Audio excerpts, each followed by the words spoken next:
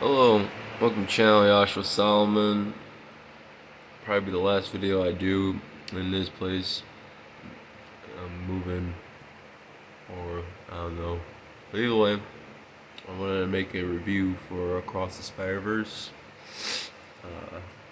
new Spider-Man animated film that came out. Um, it's gonna be a spoiler review. I usually I don't do fucking uh, non-spoiler reviews. I just review a film. I'll let you know that you should go watch any movie for hearing a reviewer. But let me turn on this fan so it's not as loud. You probably didn't hear anything I said, but yeah. Um, my immediate thoughts. I thought it sucked. I thought it was very boring. I was invested the first act. Even though in the first act, I was even feeling in the back of my mind it wasn't hitting as hard as it did for me seeing the first movie. Um, it took it took them such a long time to make this one, but it just feels like it was rushed, or just I don't know. Just the writing wasn't as good. Um, the writing really was the biggest problem for me. Like, and even the animation, in my opinion, because like even the animation, it's like yeah, everyone's saying this is the greatest looking animation. Like it worked in the original one, the first one, Into the Spider Verse. Uh, because I really think they distinguished all the different characters with their styles. This, I think you could tell when they're kind of like making everyone the same style, you know, with just a filter over it. I don't know. And I mean, it's a cool aesthetic, and I think it will be elevated with a good story. But I don't know. The story just kind of, for me, after a while, got really flat. Um, Especially the second part, second act. Second act is when it really started to grind for me, where I was literally starting to kind of bored. I was really starting to get bored. You know, it was no rhythm. There was no pacing. The pacing is just horrible in this movie. There's too much exposition. There's not enough. Like the Into the Spider-Verse had like serious moments, and there was like a clear villain. Like Kingpin was a clear villain in Into the Spider-Verse. This movie, The Spot, he plays a villain role like in the second act, where he turns into like this black, like, shadow thing. And he seemed interesting there, but then he just disappears for the rest of the movie, and it's like, okay, then who's the fucking villain now? And I guess it's supposed to be fucking Spider-Man 2, I think it's 2099. Miguel, he becomes like the villain, but it's like even that kind of felt a little strange. Like, why is he so? I don't remember him. Maybe I'm not that educated on his character from the comics because I never really read the comics of his version of Spider-Man. But I don't remember him being this like much of an asshole. Maybe I'm wrong, but still, either way, for this story, it just didn't work for me.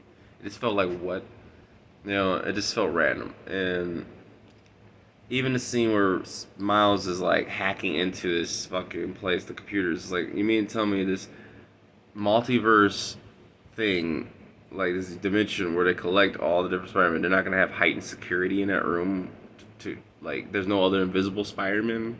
That doesn't even make sense. That's just so, like, I don't know. It's just, it didn't, it's like they weren't having, like, it was like, I don't know. It's just too much exposition trying to make it seem like Sam Raimi Spider-Man, but that's the thing. They're trying to be like Sam Raimi, but it just doesn't work. And this is really nothing to do with the animation. You know, this has nothing to do with like the animation or anything, but really just to do with the screenplay. In my opinion, the screenplay is just it's fucking horrible. I'm gonna be honest. I genuinely think the screenplay is fucking horrible. It's horrible. Um, I just did not really like it at all. The third act really starts to get on like it just at that point I'm like, can this movie end? That's not good. That's not I don't like that when you get to that point when your brain where you're like, I'm a huge Spider-Man fan. I'm playing. I beat Spider-Man. The new Spider-Man game like 3, 4 times. I'm playing Miles Morales for like the third time. I read the comics as a kid. Not all the comics, obviously, but I love the Sam Raimi films. Even the third one, I think is not that bad. It's not as bad as everybody makes it. Everyone acts like that's like fucking like the worst film ever made. It's like, calm down, all right? It's not that bad. I mean, I understand the whole Venom thing being forced in there, but I don't know. When it came out in the theater, I didn't think it was that bad.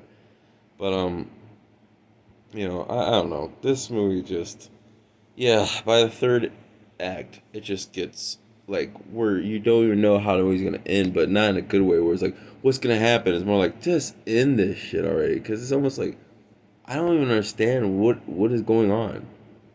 And it's like, okay, the spot is doing this, but maybe like focus on spot. You treat the spot in the beginning of the movie like he's just a joke. But if you've done it, like if you focused on him the entire time, this would work. It just feels like he just disappears, and it's like, and honestly, it leaves off on a cliffhanger. Like at the end of the movie, you find out that Miles Morales ran off into a dimension that he thought was his own, but it really is like some parallel dimension. It's just like his, but it's different. Like different things took place, um, and fucking the Prowler in his that dimension is Miles, and I don't know. The moment you see him sitting up on a like the balcony or up on like in the roof area kind of thing on a little like plank of wood, it's like me like yeah, it's Miles Morales. It's like it wasn't nothing like everyone's like speaking on the reviewers are talking about on YouTube like it's like some fucking oh my god, this is such a fucking iconic moment. It's like not really. Like I saw that shit from like 10 miles away. It was like not that like shocking. I mean, it was kind of shocking at first because I mean at that point I was so bored that when they said, "Oh, this is not the same dimension," I was like, "Oh, that's kind of interesting." But it's just, and then it ends like right when you see the Prowler, and then it's just like just when you're kind of when I was starting to get kind of back into the movie, but at that point I was like, "This movie has to end." I don't know, dude. It's just it doesn't leave me in a position where I'm like, oh, I can't wait to see what's next. It kind of leaves me in a position where I'm like, yeah, this is kind of lame. It's like this is kind of like I don't know. Next one I might just see like in at like I that's the next one that comes out I might just see at home honestly because this that shit was and not to mention maybe it's just this theater experience I had. You know, Woodstock, Illinois theater be a piece of shit theater. you know, literally fucking shitty ass seats. Manager doesn't fucking have the sound on. Literally, I came in there, trailers are playing without sound. So people were just sitting in a quiet theater. Even the movie started without sound. So that already like put me in a bad mood. It's just like, oh my god, how are you running businesses like this? How do people run shit like that? There's no one in the fucking working the fucking thing to be like, oh shit, let's turn and make sure the sound's on. It's just automated, just running by itself. Like no one is even checking. It's just like, dude, that shit like kind of put me in a bad mood. Just that right there. So I mean, maybe if I had seen it and I was in a better mood, it'll probably work. But I don't think it would work in a better mood. It's just the execution is horrible. It starts off endearing and charming because I think you're in its good graces from from like us loving the first one, but this one is just the writing is drastically worse than the first one, drastically worse. If I have to rate this, I would give this movie a fucking. I would have to give it kind of a 4 out of 10. I think that it really is bad.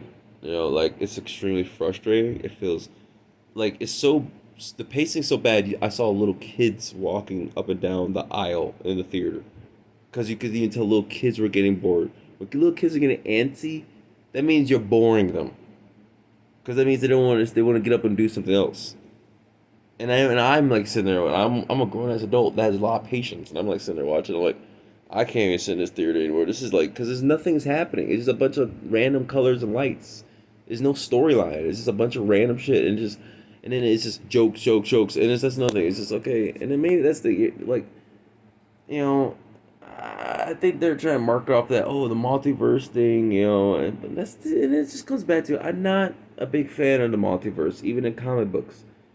Especially what they're doing in the MCU now with this multiverse shit. It's lazy. It's just all it is, and that's really, I think, the best thing this movie has done is shown that they can't do nostalgia bait for that's gonna burn out eventually, because now they're even burnt because now they're just literally making films strictly based on nostalgia with nothing else to offer. Because it's like, all the dialogue in this movie is the same old bullshit. Oh, I can't just see my little baby grow up. It's like, dude, okay, this is the most cliche. This type of lines have been written so many times. Like, it's nothing like, and it's just like, everything is just so jokey. Maybe in this thing, if you wanted all this exposition, you're gonna have to make it a little bit more realistic and serious. You can't make it like extremely goofy and silly, and then try to be like, oh, let's make this serious. It's like, see, Sam Raimi, he had a good balance with that, and it's just this that doesn't have a good balance. It's not, it's like even the jokes don't work after a while. Like after the first act, first of all, I didn't hear anybody laughing at any of the jokes, but like only a few people were laughing at some of the jokes. So it wasn't like a crowd pleaser at all. I mean, I laughed at some of the jokes in the beginning, even some of the jokes throughout. Some jokes just worked for me throughout. You know, because and I'm a fan of of Spider-Man, so I could pick up the Easter eggs, so it kind of worked for me noticing certain Easter eggs that I bet a lot of people didn't recognize, and I really feel like this is probably gonna be a worse experience if you're just a casual fan of Spider-Man. You're probably just gonna be sitting there like, what in the fuck am I even watching? This is just random nonsense. It's just that is probably definitely not that. Uh, if people were like, this is like the best fucking superhero movie of all time, it's like, no. This is the best animated film of all time. It's like, no, no, I don't think so. But yeah, that's my alarm. I gotta get some rest, guys. So let me know in the comments, what you guys thought about the movie. Like I said, I gotta give this movie a 4 out of 10 because yes, it has great visuals, but you know, you need a story, and that's the thing that I think really worked with the first one, is that it had a great story and great visuals, you know, and it had good pacing too. It just felt like you kind of could subconsciously know that it's coming to the end. This one had horrible pacing. It was like you don't know when it's gonna end. It just feels like it's just action scene, action scene, action scene, action scene, action scene, and all the characters mumbling in the background. Like it's too much, and that's nothing. It's too much background extra talking. Where everyone is just saying something. It just most of the dialogue in there is unaudible, especially that the spider punk. Like he was cool when he first showed up on scene, but that accent is so fucking unaudible. Like I didn't understand most of the shit he was coming out of his fucking mouth. Kom igjen for meg. Så vi kan ikke da gi for meg. Kan bare vise meg på meg, så jeg får vise meg. Jeg så okay. Hey, let's give me this my fault. It's like, okay, dude, all right, we get it. Like, maybe find like an English person that could speak a little clearly, more clear. I know it's that great actor, and I know he probably was told to do that, accent because probably that's like what he was in the comic, but it does not translate well to the screen because you can't hear what the fuck he's saying. It's just kind of confusing and random. It's just, you know, and I think there's too many fucking characters, and I'm actually kind of reaching the point where I'm getting them just starting to ease me into getting a little tired of Spider-Man. It's like because they're just everything is always about like we gotta add like 15 different Spider-Mans. It's like, dude, just do one. Can you just do one good story? We don't need 3, 4, 10, 5,000 Spider-Man walking around. It's just is that whole fucking um that whole fucking gimmick is just getting fucking old in my opinion. It's just I'm tired of it. I just don't like multiverse shit. I think it's starting to get old really for me. Like in this movie's I mean, I feel like they thought that people were gonna find this shit so profound and just jaw dropping. And I know there's people that really did, we really made like or making reviews or comments saying this is one of the best animated films. No, I'm sorry. No, I mean, no. Well, let me know what you guys think. Peace.